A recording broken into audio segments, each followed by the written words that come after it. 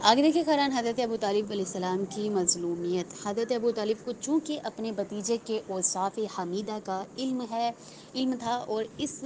امر سے بھی واقف تھے کہ آپ کو رسالت تفویض کی گئی تھی، اسی لیے وہ آپ کی تنہائی کے وقت نہایت خاموشی سے آپ پر ایمان لے آئے تھے. وہ رسول خدا کی 42 سال سے زیادہ عرصے تک حفاظت و نگرانی کرتے رہے. یعنی اس وقت جب رسول خدا کا سن مبارک 18 سال تھا، اس وقت تک جب کہ آپ کے سن شریف 50 سال کو پہنچ گیا. وہ چونکہ حفاظت و حمایت کو اپنی ذمہ داری سمجھتے تھے، اسی لیے وہ آپ کے پروانہ وار شیدائی تھے.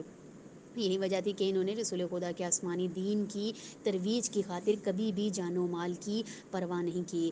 یعنی جان و مال دینے میں بھی کبھی بھی دریغ نہیں کیا. یہاں تک کہ انہوں نے 80 سال سے زیادہ کی عمر میں اس وقت انتقال کیا جبکہ آپ کا دل خدا اور رسول پر ایمان سے منور ہو چکا تھا. حضرت ابو طالب علیہ السلام کی رحلت کے بعد دشمنوں کے آستینوں میں پوشیدہ ہاتھ بھی باہر نکل آئے اور اس بات کو ثابت کرنے کی کوشش کرنے لگے کہ صدر اسلام کے اس مرد مجاہد کی موت بحالت کفر واقعہ ہوئی ہے. یعنی انہوں نے پروپوگنڈا کیا، ایک طرح کا کہ ایک سیاست کھیلی جاتی ہے نا، ویسے بالکل انہوں نے کیا کہ حضرت ابو طالب علیہ السلام کو انہوں نے کہا، کیا کہنا شروع کر دیا کہ وہ بحالت کفر یعنی کافر ہونے کی حالت میں جو ہے وہ اس دنیا سے چلے گئے، تاکہ لوگوں پر یہ ظاہر کر سکیں کہ یہ ان کا قومی جذبہ تھا جس نے انہیں ایثار و قربانی پر مجبور کیا. حضرت ابو طالب کے ایمان سے متعلق شک و شبہ پیدا کرنے میں جو محرک کار فرما تھا، اس کا مذہبی عقیدے سے زیادہ سیاسی پہلو تھا. جیسے میں نے ابھی بات کی نا، یعنی سیاسی پہلو سے یہ لوگ ایک دوسرے کے ساتھ جو ہے وہ یعنی کھیل رہے تھے اور اسلام کا مذاق بنا رہے تھے. بنی امیہ کی سیاسی حکمت عملی کی بنیاد چونکہ خاندان رسالت کے ساتھ دشمنی اور کینہ توزی پر قائم تھی، اسی لیے انہوں نے بعض جعلی روایات پیغمبر سے منسوب کر کے حضرت ابو طالب کو کافر مشہور کرنے میں کوئی دقیقہ برداشت نہ کیا، یعنی کوئی کسر نہ چھوڑی، اور اس بات کو کہ وہ ایمان نہیں لائے تھے فروغ دے کر لوگوں کو یہ باور کرانا چاہتے تھے. کیونکہ اصل میں مولا جو حضرت ابو طالب علیہ السلام ہیں، مولا علی علیہ السلام کے والد تھے، اس لیے بھی ان سے جو ہے وہ دشمنی تھی. اور دوسرا حضرت رسول خدا کے چچا بھی تھے، تو اس لیے ان سے جو ہے وہ ڈبل دشمنی تھی. اور انہوں نے یہ جو ہے کام کیا کہ حضرت ابو طالب علیہ السلام کو کافی نعوذ باللہ ثابت کیا، جبکہ ہمارا عقیدہ یہ نہیں ہے اور ہم جانتے ہیں اصل حقیقت، ان کو اصل حقیقت کا علم نہیں ہے. فروغ دے کے لوگوں کو یہ باور کرانا چاہتے تھے کہ ان کے فرزند عزیز حضرت علی حضرت علی علیہ السلام کی عظمت و فضیلت کے اعتبار سے دوسروں پر کوئی فوقیت و برتری حاصل نہیں ہے. اس طرح آپ کی شخصیت داغدار ہو سکے. اگر حضرت ابو طالب حضرت علی علیہ السلام کے والد بزرگوار نہ ہوتے تو وہ ہرگز اس بات کا اتنا زیادہ چرچا نہ کرتے. وہی بات میں نے ابھی بتائی کہ اگر وہ امام علی علیہ السلام کے والد نہ ہوتے تو کبھی ان کو کافر نہ کہتے، لیکن اصل میں امام علی علیہ السلام کے والد تھے، اس لیے ان کو کافر کہا گیا، اور نہ ہی اس قدر نمایاں طور پر اتنا جوش و خروش دکھاتے. کوئی بھی ایسا انصاف پسند شخص ہے جسے تاریخ اسلام سے معمولی سی واقفیت بھی اگر ہوگی نا، تو وہ پیغمبر اکرم کے اس عظیم حامی اور مددگار کی جد و جہد سے لبریز زندگی کے بارے میں علم رکھتا ہوگا. یعنی کہ پوری زندگی حضرت ابو طالب علیہ السلام نے رسول خدا کی مدد کی ہے، ان کا ساتھ دیا ہے. جہاں کوئی بھی ساتھ دینے والا نہیں تھا، وہاں فقط حضرت ابو طالب علیہ السلام تھے اور امیر المومنین علیہ السلام تھے، جو بہت چھوٹے تھے لیکن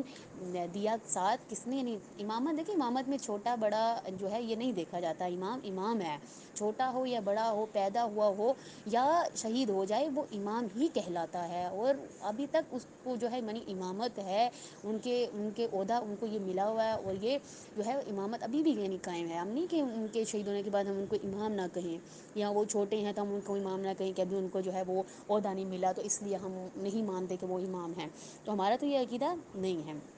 اگر یہ کہہ رہے کوئی بھی یعنی ایسا انصاف پسند انسان اگر ہو تو وہ اگر تھوڑی سی وہ معمولی طور پہ بھی اگر تاریخ کو پڑھے تو وہ یہ نہیں کہہ سکتا کہ حضرت ابو طالب علیہ السلام جو ہے نعوذ باللہ کافر تھے. تو کہیں کہ اتنی جد و جہد کی ہے حضرت ابو طالب علیہ السلام نے کہ وہ اپنے دل میں حضرت ابو طالب کے بارے میں ذرا بھی شک و شبہ نہ لائے گا. یعنی وہ شخص جو ان پر جو ہے تاریخ میں ان پہ دیکھے گا کہ تاریخ میں کس قدر حضرت ابو طالب علیہ السلام نے ساتھ دیا ہے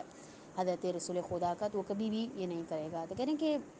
اس کی دو وجوہات، یعنی ان کو کہنے کی جو ہے وہ دو وجوہات ہو سکتی ہیں، اور وہ دو وجوہات کیا ہے وہ اب ہم پڑھیں گے۔ اول تو یہ کہ ممکن ہے کہ کوئی شخص قومی تعصب کی بنا پر کسی دوسرے شخص یا قبیلے کی حمایت و حفاظت کی خاطر کچھ عرصے تک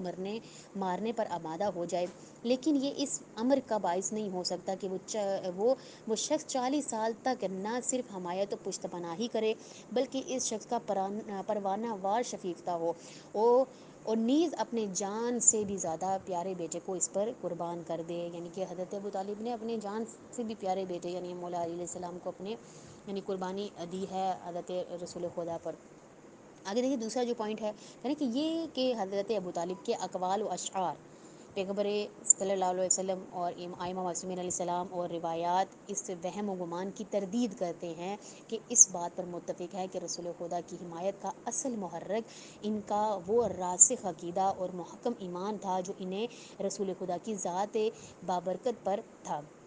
چنانچہ امام زین العابدین علیہ السلام کی محفل میں حضرت ابو طالب علیہ السلام کا ذکر آ گیا تو آپ نے فرمایا کہ مجھے حیرت ہے کہ ان لوگوں پر کہ حضرت ابو طالب علیہ السلام کے ایمان پر کیوں شک و تردید ہے، کیونکہ کوئی ایسی عورت جس نے دین اسلام قبول کرنے کا شرف حاصل کر لیا، وہ اپنے کافر شوہر کے عقد میں کیسے رہ سکتی ہے۔ حضرت فاطمہ بنت اسد سلام اللہ علیہ ان اولین خواتین میں سے ہیں جو دین اسلام کی سعادت سے مشرف ہوئیں، چنانچہ جب تک حضرت ابو طالب زندہ رہے وہ ان سے جدا نہ ہوئیں۔ حضرت امام محمد باقر علیہ السلام سے حضرت ابو طالب کے ایمان کے متعلق سوال کیا گیا تو آپ نے فرمایا کہ اگر حضرت ابو طالب علیہ السلام کے ایمان کے ترازو کو ایک پلڑے میں رکھا جائے اور دوسرے پلڑے میں دیگر لوگوں کے ایمان کو رکھ کر تولا جائے تو یقیناً حضرت ابو طالب علیہ السلام کے ایمان کا پلڑا بھاری ہوگا۔ کیا آپ لوگوں کو اس بات کا علم نہیں کہ امیر المومنین حضرت علیہ السلام نے بعض لوگوں کو یہ حکم دیا تھا کہ وہ حضرت ابو طالب کی جانب سے فریضہ یا حج ادا کریں، یعنی کوئی کافر کوئی حج ادا تو نہیں کر سکتا نا، یہ تو یعنی حضرت ابو طالب کی جانب سے حج کیا جا رہا ہے تو پھر ایک مسلمان ہی حج کے لیے کہہ سکتا ہے۔ آگے دیکھیں حضرت امام جعفر صادق علیہ السلام نے رسول خدا کی حدیث بیان کرتے ہوئے فرمایا کہ حضرت ابو طالب کا ایمان اصحاب کہف کے ایمان کی طرح تھا کہ وہ لوگ دل سے تو ایمان لے آئے تھے مگر زبان سے اس کا اظہار نہیں کرتے تھے، اس عمل سے خداوند متعالی نے دگنا اجر دیا تھا۔ دین اسلام کی ترویج و تبلیغ کے لیے حضرت ابو طالب کی خدمات کے بارے میں ابن الحدید لکھتا ہے کہ کسی شخص نے حضرت ابو طالب کے ایمان سے متعلق کتاب لکھی اور مجھ سے کہا کہ اس کے بارے میں اپنی رائے کا اظہار کرو اور اس پر اپنے ہاتھ سے کچھ لکھو۔ میں نے کچھ اشعار اس کتاب کی پشت پر لکھ دیے جن کا مضمون یہ تھا کہ اگر ابو طالب اور ان کے فرزند حضرت علی نہ ہوتے تو دین اسلام، دیکھیں آپ ایک جو ہے غیر مذہب کا شخص جو ہے وہ لکھ رہا ہے، اور کیا لکھ رہا ہے وہ کہ اگر ابو طالب اور ان کے فرزند حضرت علی نہ ہوتے تو دین اسلام ہرگز قائم نہیں ہو سکتا تھا۔ باپ نے مکے میں پیغمبر کی حمایت کی اور بیٹے نے یثرب میں دین کی حمایت میں موت کی سرحد تک آگے بڑھ گئے۔ تو یہ جو ہمارا اس سبق تھا وہ یہاں پہ ختم ہو چکا ہے، اور اب ہم جو ہے اگلا سبق سٹارٹ کریں گے فرحان۔